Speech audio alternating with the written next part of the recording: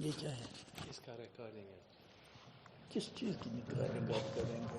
یعنی یہاں کون سی بات ایسی کرنی ہے؟ نہیں، کس چیز کی ریکارڈنگ کرنی ہے؟ کرنا کیا ہے؟ علماء سے کچھ خطاب جو بھی ہو مناسب.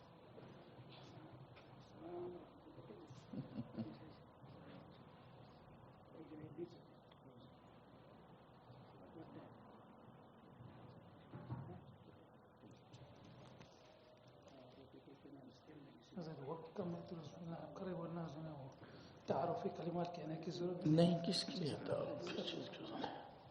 بسم اللہ الرحمن الرحیم. نحمده ونصلي ونسلم على رسوله الكريم وعلى آله واصحابه اجمعین. اما بعد. مجھے تو اندازہ بھی نہیں تھا کہ یہاں ایسے مجمع میں حکم ہو جائے گا بات کرنے کا. میں یہ سوچ رہا تھا جیسے بیٹھتے ہیں کبھی دفتر میں اور مذاکرہ ہوتا ہے، بات چیت ہوتی ہے، ایسی کوئی مجلس ہے. تو یہاں اب جس چیز کا حکم ہوا ہے، جب انجمن میں جمعرات کو ناظرہ سے لے کر حفظ تک پھر عربی تک بولنا سیکھتے تھے تو سب سے پہلا جملہ یہی یاد کیا جاتا تھا تقریر سیکھتے سیکھتے، الامر فوق الادب. تو کبھی تو وہ بطور مشق ہوتا تھا اور کوئی وقت واقعی اس کا عملی اظہار ہوتا ہے الامر فوق الادب کا. تو ایسے وقت میں آدمی اب کیا بیان کرے گا؟ جہاں اکابر موجود ہوں، جہاں طویل تجربہ رکھنے والے حضرات موجود ہوں، جہاں بڑی نسبتیں رکھنے والے حضرات موجود ہوں، تو ایسی جگہ پر کیا کہیں گے؟ وہ جو حضرت مفتی محمود صاحب رحمۃ اللہ علیہ کے ملفوظات میں ہے، وہ مولانا صادق صاحب کو جب وہ حال آ رہا تھا، جی چاہ رہا تھا کبھی کنویں میں جھانکیں، کبھی یہاں کبھی وہاں، تو سہارنپور پہنچے تھے. تو حضرت مولانا خلیل احمد صاحب سہارنپوری نے رحمۃ اللہ علیہ نے فرمایا تھا کہ کیا کام کس کے سپرد ہو گیا جو میرے پاس آئے. تو ایسا ہی معاملہ ہے یہ. اس میں شک نہیں کہ علماء کو اللہ نے وہ مقام دیا ہے جس کو ورثۃ الانبیاء سے تعبیر کیا گیا ہے. حضرت مولانا احمد لاٹ صاحب رحمت دامت برکاتہ میں ایک دفعہ بیان کر رہے تھے، 10-20 سال پرانی بات ہے، علماء کے مجمع میں. تو یہ فرمایا تھا کہ نبی پاک صلی اللہ علیہ وسلم کا یہ جو ارشاد ہے، انما مثلی کمثلی غیث. تو علماء اکثر کہتے ہیں کہ بھائی پیاسا کنویں کے پاس آتا ہے. تو علماء اپنی جگہ بیٹھتے ہیں تو اس انتظار میں رہتے ہیں کہ پیاسے ہمارے پاس آئیں. وارث ہیں وارث انبیاء اور مورث اعلیٰ نبی پاک صلی اللہ علیہ وسلم فرماتے ہیں میں ہوں کمثل غیث. بارش تو بارش کیا برسنے میں کسی کا انتظار کرتی ہے؟ وہ تو یہیں سے برستی ہے. اور مولانا سعید احمد خان صاحب رحمۃ اللہ علیہ نے ایک دفعہ اسی طرح فرمایا تھا.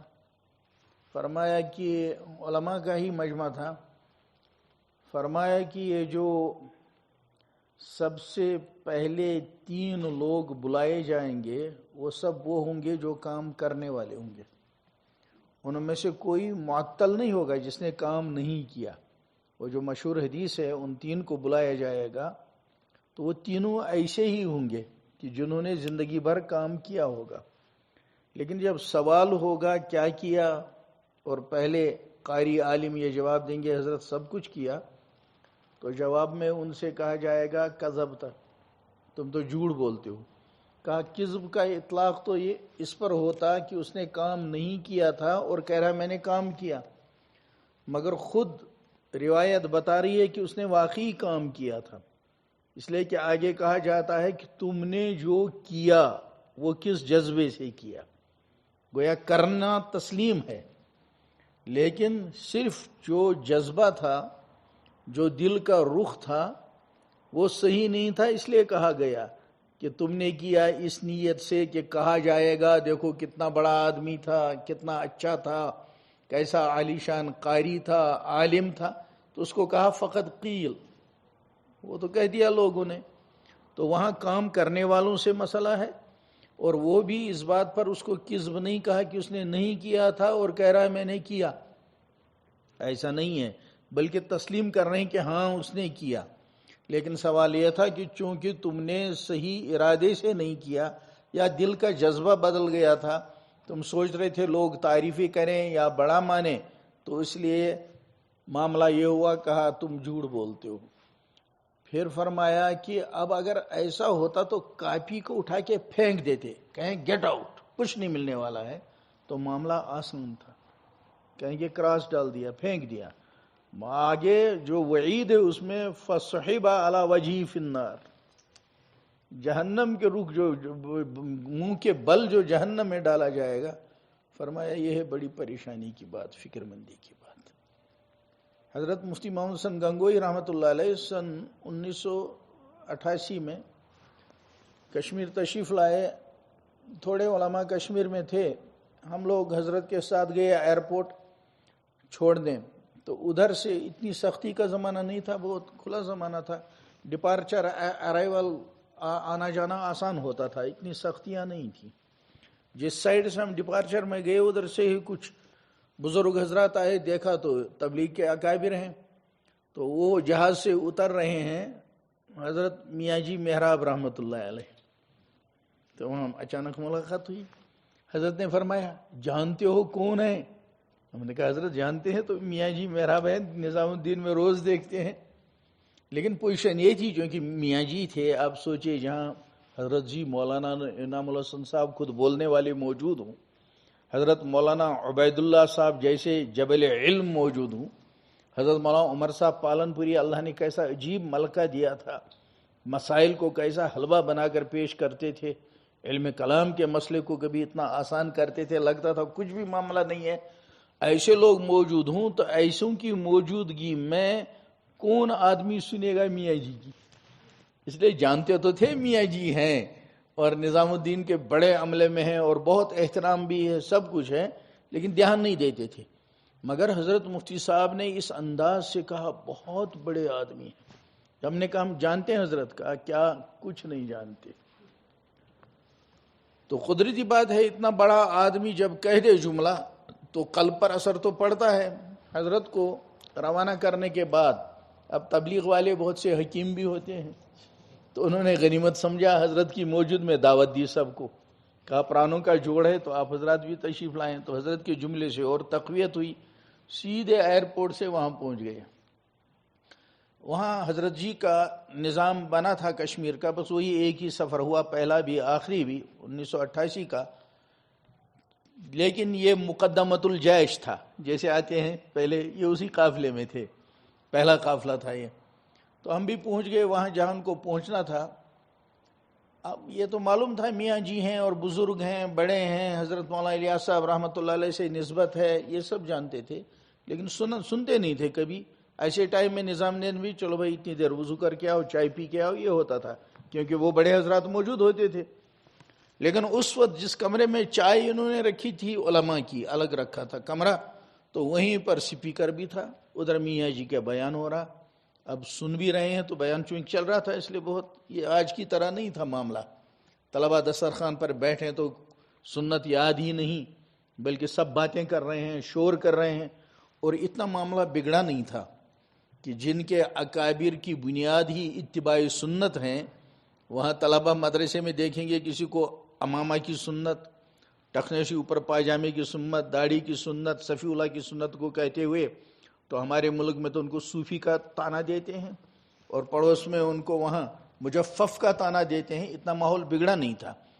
اتنا تھا کہ جب سپیکر چلا اور بیان ہو رہا تو سب خاموش ہو گئے، خاموش سے چائے پینے لگے، اس لیے دھیان ادھر ہی رہا.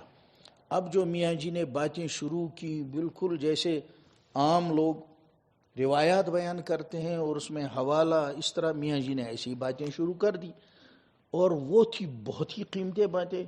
لفظ من و ان وہی ہوتا تھا تو مولانا الیاس صاحب رحمۃ اللہ کی زبان سے نکلا ہے، اور وہ تو جتے تلے الفاظ تھے، ایک لفظ زائد نہیں ہوتا تھا عبارت کا.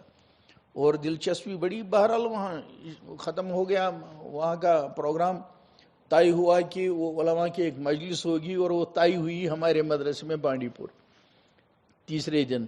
اب سب لوگ علماء اس دن وہاں پہنچے تو میاں جی بیٹھے. میاں جی اسے اپنی تواضع میں، بھائی میں تو ایک میاں جی آدمی ہوں، میں کچھ نہیں جانتا، میں نے کچھ پڑھا نہیں، لیکن مشورے سے طے ہوا ہے میرا آپ میں بات کرنا، اور میں آپ کو ایک واقعہ سناتا ہوں حضرت مولانا الیاس صاحب رحمۃ اللہ علیہ کا.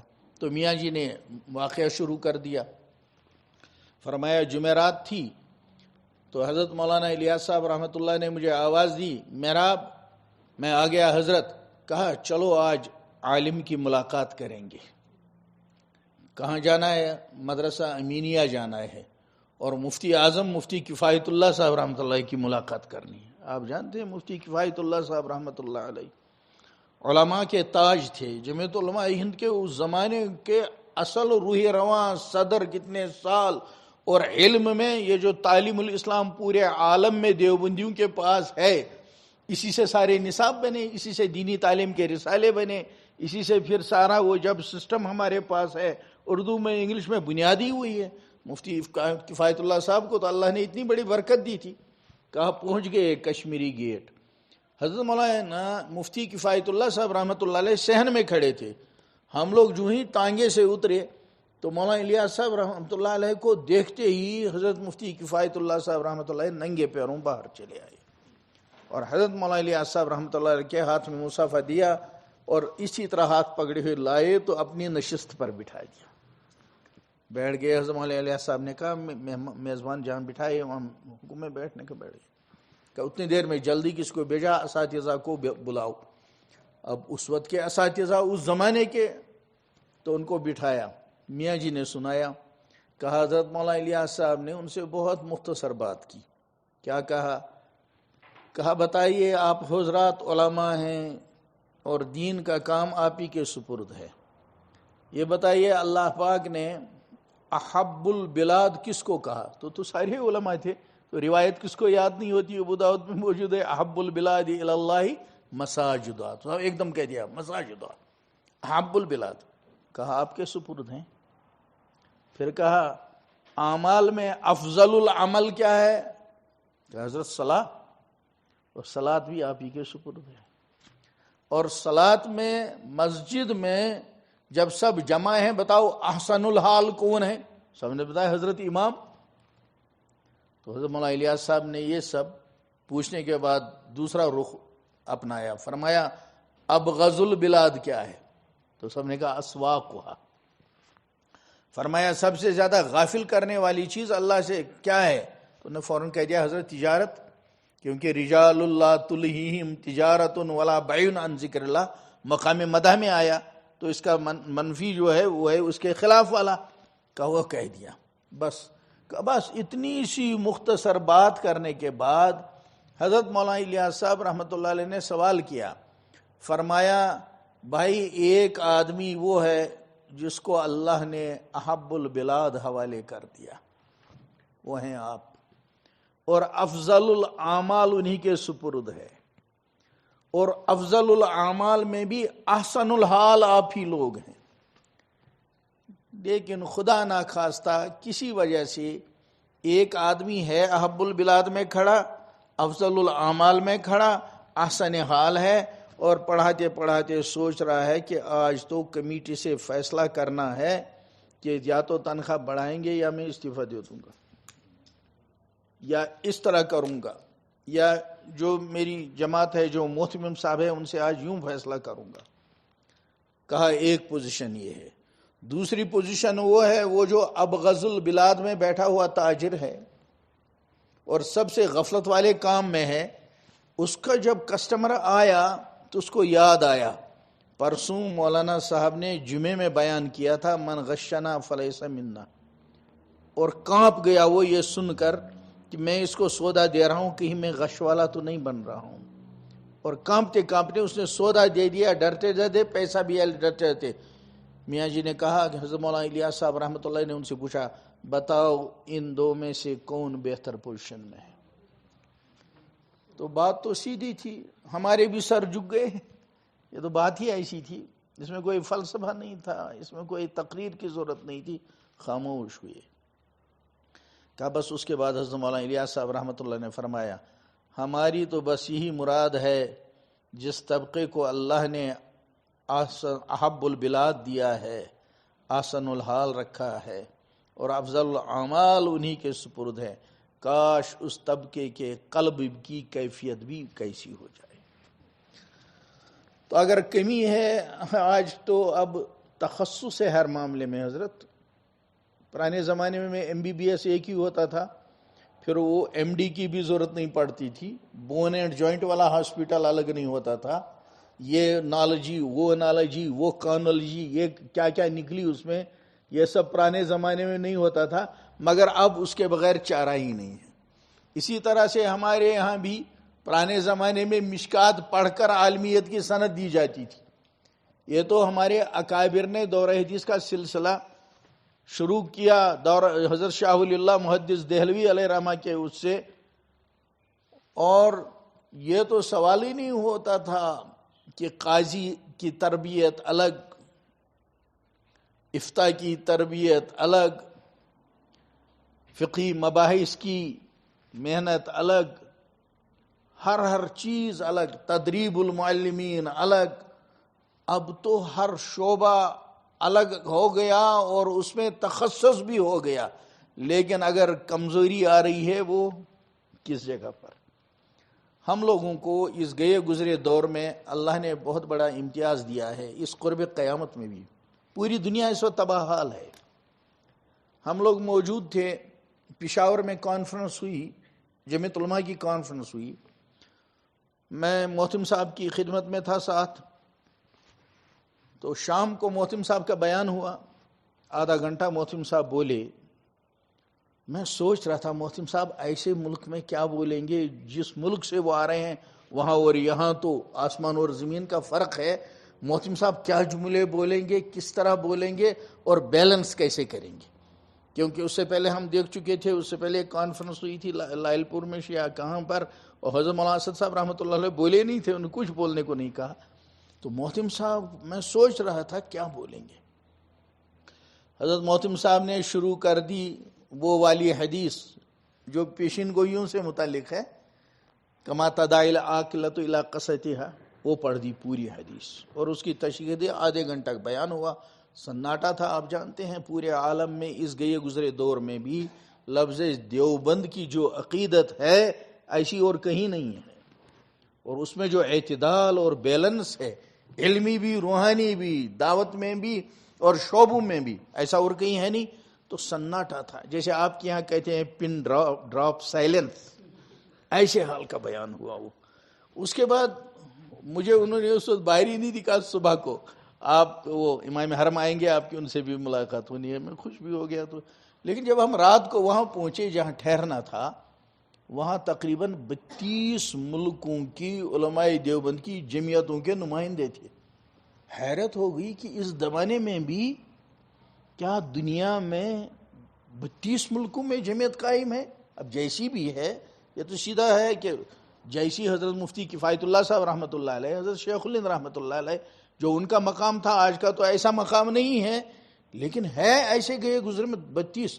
تو میرا دل پھڑکا، میں کشمیری ہوں ہی، تو میں نے تجویز رکھی، مولانا فضل الرحمان صاحب بھی تھے، مولانا محمود صاحب بھی تھے، میں نے کہا حضرت اس گئے گزرے دور میں ہمارے پاس یہ سرمایہ ہے، کیونکہ ہمارا بین الاقوامی سرمایہ اس سیاسی تقسیم کے دوران بھی بین الاقوامی سرمایہ ہمارا علمی ہے، مکتب، مدرسہ، دارالعلوم، جو برٹش امپائر اس ارادے سے چلا تھا کہ پہلے 1857 کے بعد علماء کو شہید کر دیا، ہزاروں کو، اور پھر قرآن پاک خرید کر جلائے، پھر پادری آئے اور وہ مجمع میں کھڑے ہو کے اسلام کے بارے میں شکوک بولتے تھے، اور یہ کہتے تھے ہماری سلطنت ایسی ہے کہ اس پر کبھی سورج غروب نہیں ہوتا۔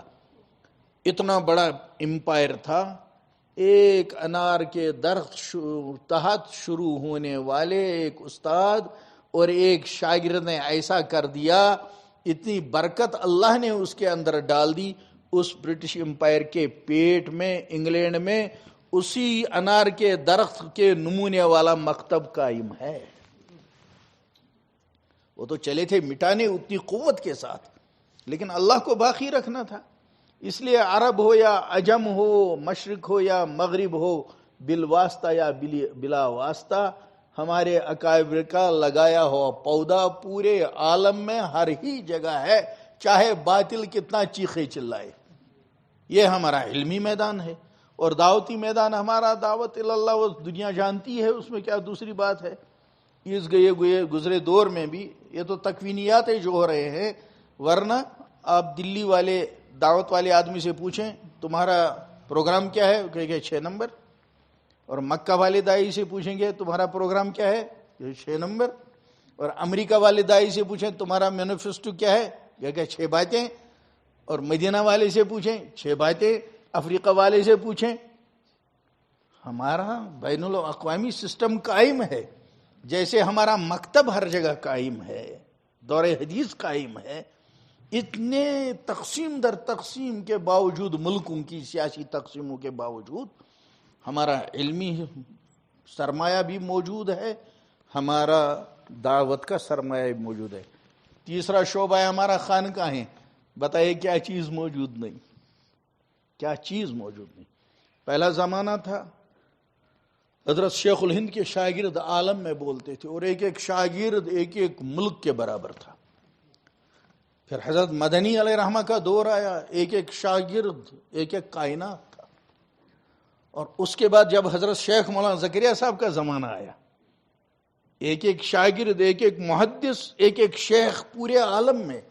اس سارے تقسیم، ایک ملک دوسرے کی طرف دیکھنا نہیں چاہتا، دوسرا تیسرے کی طرف دیکھنا نہیں چاہتا، اس کے باوجود ہمارا سسٹم قائم، اور ہمارا ملی سسٹم، یہ ہمارے اکابر کا ملی سسٹم، جہاں پہنچے گے یہاں جمعیت، وہاں جمعیت، وہاں جمعیت۔ تو مجھے خیال آیا، میں نے ان دونوں حضرات سے کہا حضرت ایسا کچھ کیجئے، ایک بین الاقوامی اجلاس بلائیے۔ کہا پھر کیا ہوگا؟ ہنسنے لگے۔ میں نے کہا نہیں، ہر ملک سے جو ان کا برین ہے نا، 2-3 حضرات ہوں گے وہ ایک ایک ملک میں، ان کو جمع کیجئے کہیں، اور پھر کوئی انٹرنیشنل مینیفیسٹو بنائیے، اس دنیا کو، کائنات کو دیجئے کہ اسلام کی دعوت ہے۔ مثلا 1 پوائنٹ رکھیے دعوت، 1 پوائنٹ رکھیے امن عالم، کچھ ایسا وہ آپ وہاں تعین کیجئے۔ تو ہنس کر کہنے لگے مولانا محمود صاحب کہاں پر ہوگا یہ؟ ہمارے ملک میں کریں گے تو کیا پڑوس والوں کو کوئی آنے دے گا؟ نہیں۔ اور مولانا کریں گے، مولانا فضل الرحمان صاحب، تو ہمارے والوں کو یہاں کوئی پاس ویزا دے گا؟ تو میں نے ان سے کہا حضرت آپ یہ بات نہیں کہہ سکتے، اللہ نے آپ کو بہت کچھ دیا ہے، دیوبندی اس بارے میں شکرانہ نعمت نہیں کر سکتا۔ میں نے کہا اتنے ملک ہیں جہاں سب کی میزبانی ہو سکتی ہے؟ کہنے لگے مثلا، میں نے کہا ساؤتھ افریقہ۔ اور حقیقت یہ ہے یہاں کون نہیں آ سکتا۔ ایک بار مجھے مفتی امجد صاحب دلی میں ملے، بہت فکر مند، پریشان تھے، کہنا یہ مدارس کے حالات دیکھ کر، خانقاہوں کے حالات یہ دیکھ کر تو دل ٹوٹ رہا ہے۔ میں نے کہا مفتی صاحب آپ کس کام میں لگ گئے؟ آپ کہاں سوچ رہے ہیں؟ آپ کو تو دوسرا کام کرنا چاہیے۔ فرمانے لگے کیا؟ میں نے کہا دیکھیے ہم مانتے ہیں اسلام مکمل دین ہے، آپ تو کچھ اور سوچ میں لگے۔ آپ کا شعبہ تو یہ ہونا چاہیے، اس وقت ہمارے علماء کو ضرورت ہے کہ وہ عام احوال سے متاثر ہو جاتے ہیں، اس ملک میں یہ ہوا، اس میں یہ ہوا، اس میں جو ہوا، جو واٹس ایپ پر آتا ہے اس کو دیکھ کے جو عوام کی پوزیشن ہے وہی ہماری پوزیشن ہے، فضلاء کی پوزیشن بھی سیم وہی ہے، اسی سے اثر لیتے ہیں۔ میں نے کہا اصل میں اس وقت کرنے کا کام یہ ہے کہ ہمارا دین مکمل ہے، جہاں کتاب الطہارہ ہے، کتاب الصلاح ہے، کتاب البیوع ہے، کتاب الرہن ہے، باب السلم ہے، اس کے علاوہ بھی تو 2 چیزیں ہماری کتابوں میں ہیں۔ فرمایا کیا ہے؟ میں نے کہا ایک تو ابواب الملاہم ہے، اور دوسرے اشراط الساعہ ہے۔ کرنے کا کام تو یہ ہے کوئی بہت ہی علمی گہرائی والا ہو، علمی گہرائی والا ہو، اور فراست ایمانی والا ہو، اور روحانی پاور اس کے پاس ہو، وہ بیٹھ کے اس کو تطبیق دینی ہے، صرف اس کو صرف یہ بتانا ہے کہ حدیث کی روح سے جو یہ چیزیں ملاہم کی بیان ہوئی، جو چیزیں اشراط الساعہ کی بیان ہوئی، اس وقت یہ پوزیشن ہے اور اس وقت حکم یہ ہے۔ لوگ اعتراض کرتے ہیں جی اتنے فرقے ہوئے، میں دیوبندی بنوں، بریلی بنوں، شیعہ بنوں، سنی بنوں، کیا بنوں، کیسے میں اسلام میں رکھوں؟ لیکن ایک عالم کے لیے تو یہ کوئی مشکل ہی نہیں. عالم جب دیکھتا ہے فرقے بن گئے اس کا دل مضبوط ہوتا ہے. وہ کہتا ہے اس زمانے میں جب کوئی کسی فرقے کا تصور نہیں تھا، اس وقت نبی پاک صلی اللہ علیہ وسلم نے ستفترق امتی کی پیشن گوئی کی ہے، جس کو سوچ بھی نہیں سکتا تھا کوئی کہ ایسی کبھی صورتحال ہوگی. تو آج جب عالم دیکھتا ہے ستفترق میں اتنے فرقے ہو گئے تو پہلے اس کا دل مضبوط ہوگا کہ واقعی کیسی پیشن گوئی، کیسے ماحول میں کی نبی کریم صلی اللہ علیہ وسلم نے، جو آج پوری ہو رہی ہے. یہ تو ان کے بتائے پر یقین کامل ہوگا. اور لیکن سوال پھر یہ ہے عالم ہی فیصلہ کرے گا کہ اس میں صحیح کیا ہے، کیونکہ فرمایا ما انا علیہ واصحابی. عالم کا کام ہے پھر ما انا علیہ واصحابی کو متعین کرنا دلائل کے ذریعے، بھائی وہ یہ ہے. بالکل اسی طرح یہاں بھی ہے، جو احوال آ رہے ہیں پوری دنیا میں، جب ہمارے پاس ابواب الملاحم بھی ہیں، اشراط الساعہ بھی ہے، تو ٹیم کو بیٹھنا پڑے گا. لیکن وہ تو ویسی ہونی چاہیے ٹیم جن کا علم بھی کتنا گہرا ہو، عمل بھی کتنا گہرا ہو، فراست بھی، روحانیت بھی ایسی ہو جو تطبیق دے. اور میں نے کہا پھر آپ ایسے ملک میں رہتے ہیں، اگر ہم دلی سے فون کریں گے مولانا تقی عثمانی کو کتنا مشکل ہے، اور کراچی سے کوئی فون کرے گا دیوبند مولانا سید صاحب پالنپوری رحمۃ اللہ کو اسد و حیات تھے، تو کتنا مشکل ہے. آپ ایسی جگہ رہتے ہیں جہاں ہر طرف سے ہر آدمی آپ کو میسر ہے. ٹیم بیٹھے گی پھر کسی کو بھی کہاں کہے گی حضرت ہماری تحقیق یہاں پہنچی، ہماری تحقیق یہاں پہنچی، اور وہ ماہرین موجود ہیں وہ بتا سکتے ہیں.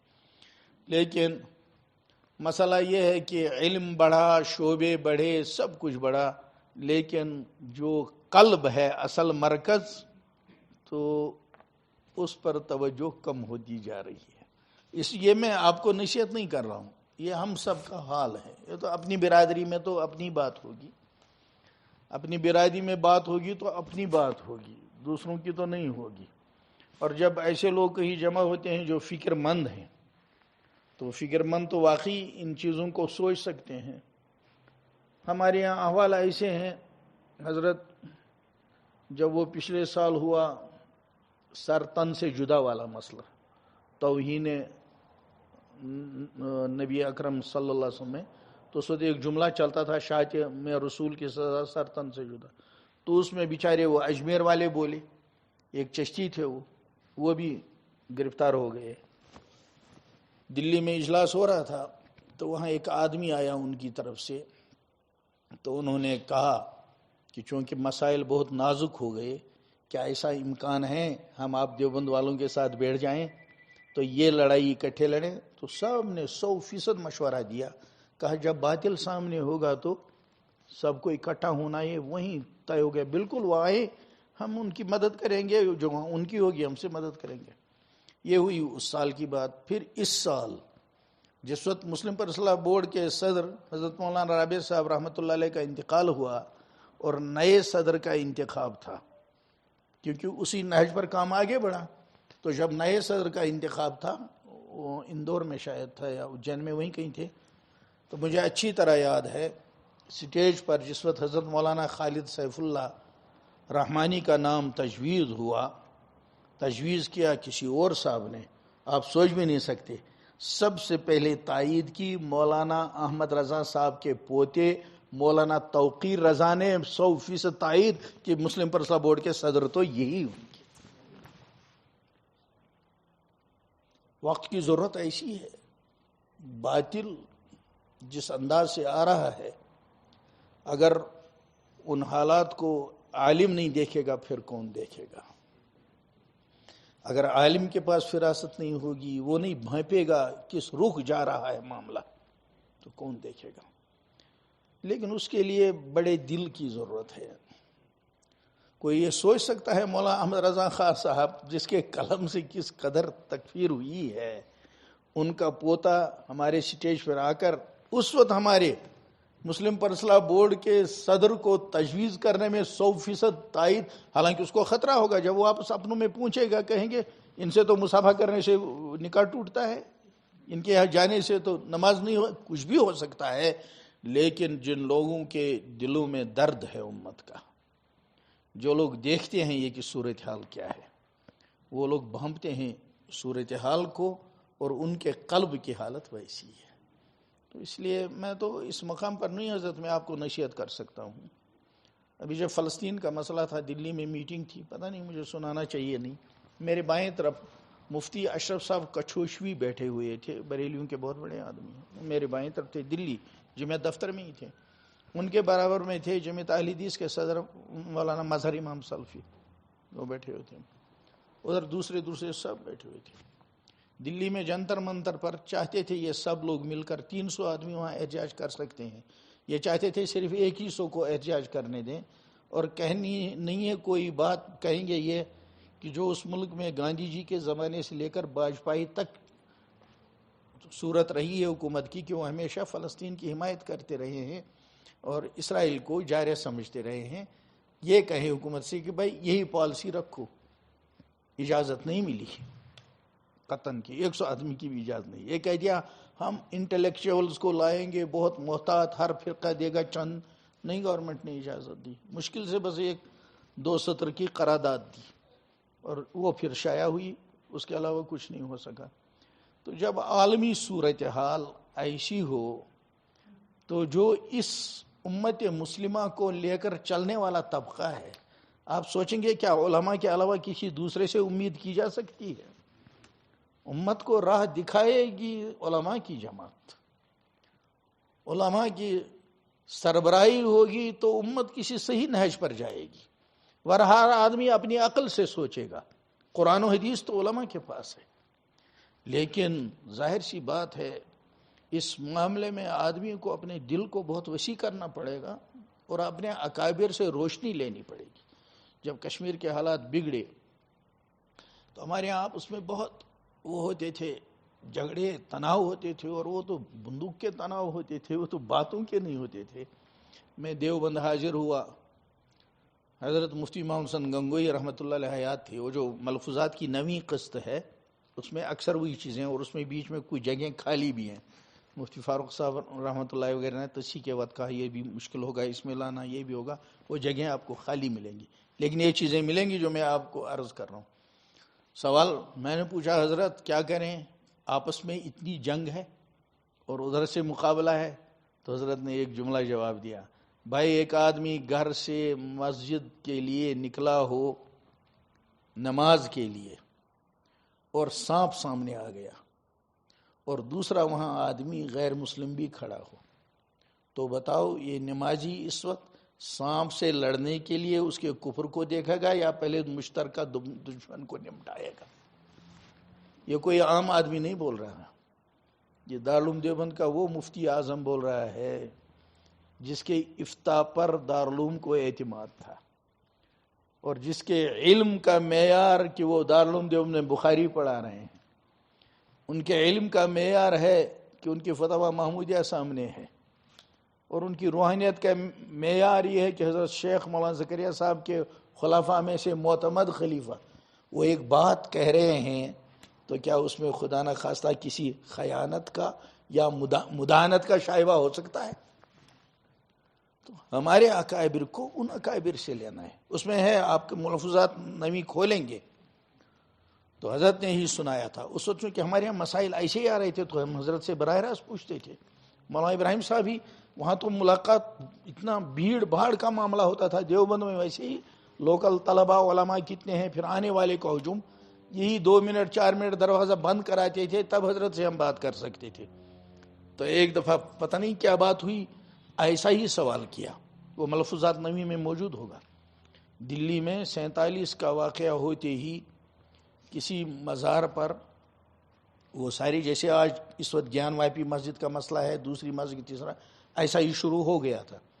حضرت مولانا حفظ الرحمان سہواروی رحمۃ اللہ علیہ، ہم پچھلے ہفتے دلی میں ہی دفتر میں یہ بات کر رہے تھے آپس میں، اس کے یہ جو مکاتب کا سلسلہ آج کل چل رہا ہے بہت، وہاں بھی منظم ہے کہ ارتداد کا علاج مکاتب میں ہے، اسی سلسلے کی میٹنگ تھی، تو اس میں کچھ تفسیر وغیرہ کے لیے کمیٹی بنی تھی، مفتی سلمان صاحب منصور پوری تھے، مولانا سلمان صاحب بجنوری استاد تھے، میرا نام بھی رکھ دیا تھا۔ تو اس وقت یہی بات ہو رہی تھی کہ اللہ اکبر مولانا حفظ الرحمان سہواروی رحمۃ اللہ علیہ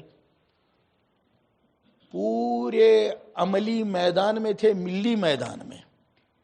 قصص القرآن جیسی تحقیقی کتاب کیسے انہوں نے لکھی، سوچ نہیں سکتے. اس وقت بحث یہ چل رہی تھی کہ یہ جو دوسرے لوگ درس قرآن وغیرہ کہتے ہیں، مکاتب کے سلسلے اگر آگے بڑھائیں گے تو کیا درس قرآن کی اجازت عام مکتب کے استاد کو بھی دے سکتے ہیں، یہ موضوع تھا. اسی پر یہ بات آئی تو ایک نے کہا قصص القرآن بھی تو ہے. لیکن جب ظاہر سی بات ہے جن کو قصص القرآن نظر سے گزری ہے وہ تو اتنے معیار کی ہے، وہ تو بڑے علماء کے معیار کی ہے. وہ تو محاکمہ کرنے کے بعد حضرت علامہ انور شاہ کشمیری علیہ رحمہ کی رائے کو اور تحقیق کو لاتے ہیں آخر میں، کیونکہ وہ استاد تھے. تو یہی جملہ کہہ رہی تھی.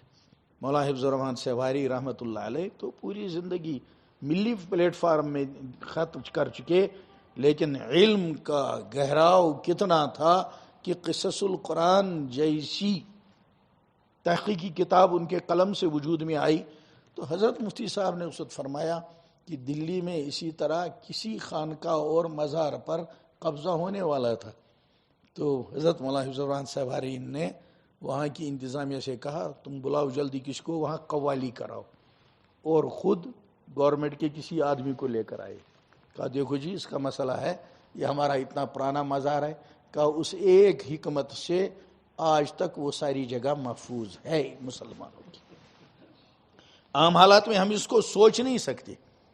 کیا ہم قوالی کی اجازت دے سکتے ہیں؟ کیا ہم ایسا کر سکتے ہیں؟ حضرت نے یہ واپس سنایا ان حالات میں ہم کو.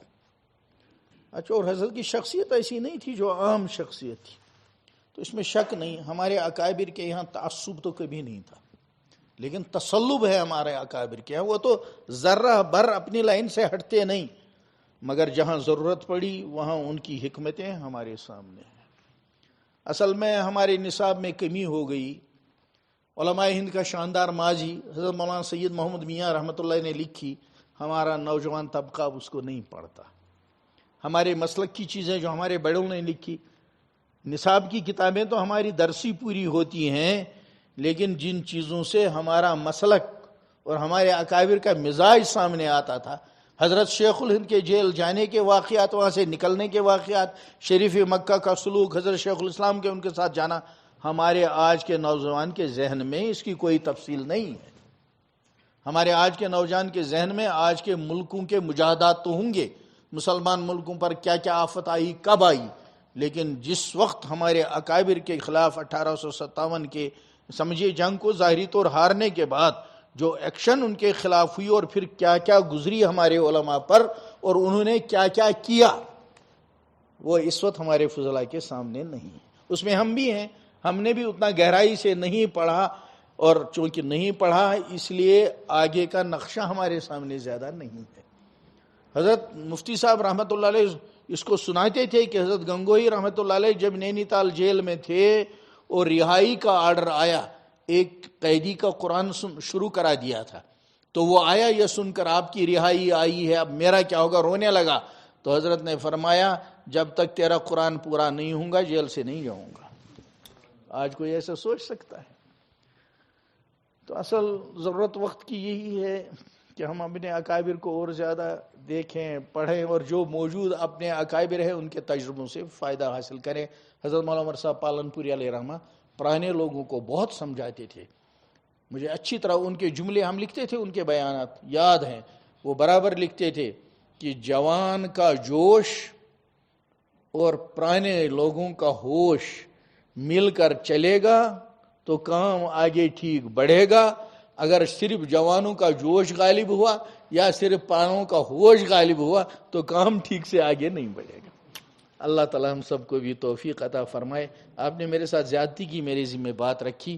میں واقعی دیانتاً عند اللہ کہہ رہا ہوں، مجھے تصور ہی نہیں تھا آپ مجھ سے بات کرنے کو کہیں گے اتنے اکابر کی موجودگی میں. ہم تو چاہتے ہیں کہ فیض ہم کو ہر جگہ سے ملے. اللہ ہم سے جو غلط چیز زبان سے نکلی ہو اللہ اس کو معاف فرما دے، اور جو کوئی اچھی چیز آئی ہو اللہ اس کو ہمیں عمل میں لانے کی توفیق عطا فرمائے. وآخر دعوانا ان الحمد للہ رب العالمین.